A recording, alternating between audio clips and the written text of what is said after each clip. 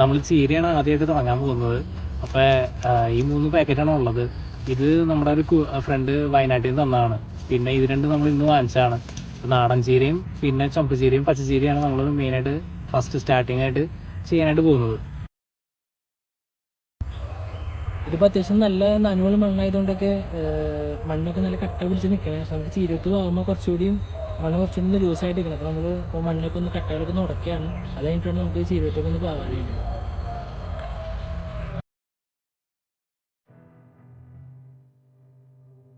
നമ്മൾ ചീരത്ത് റവയായിട്ട് മിക്സ് ചെയ്യാണ്. ഫസ്റ്റ് ടൈമാണ് കൃഷിയൊക്കെ ചെയ്യണേ. അപ്പോൾ ഇവിടുത്തെ കർഷകരാണ് പറഞ്ഞത് ചീരയൊക്കെ ചെയ്യുന്ന സമയത്ത് റവയും കൂടി മിക്സ് ചെയ്ത് ചെയ്തോളാം. കാര്യം ഇവിടെ ഭയങ്കരധികം ഉറുമ്പിൻ്റെ ശല്യമുണ്ട്. അപ്പോൾ അതുകൊണ്ട് തന്നെ അവരെ കൺഫ്യൂസ് ചെയ്യിക്കാനുള്ള രീതി എന്തോ ആണ്. എന്തായാലും ട്രൈ ചെയ്ത് നോക്കാം. ഫസ്റ്റ് ടൈമാണ്, ഒരുപാട് തെറ്റുകുറ്റങ്ങളുണ്ടാവും. ഇതിനകത്ത് എന്തെങ്കിലും മിസ്റ്റേക്ക് ഉണ്ടെങ്കിൽ നിങ്ങളും പറഞ്ഞു തന്നെ.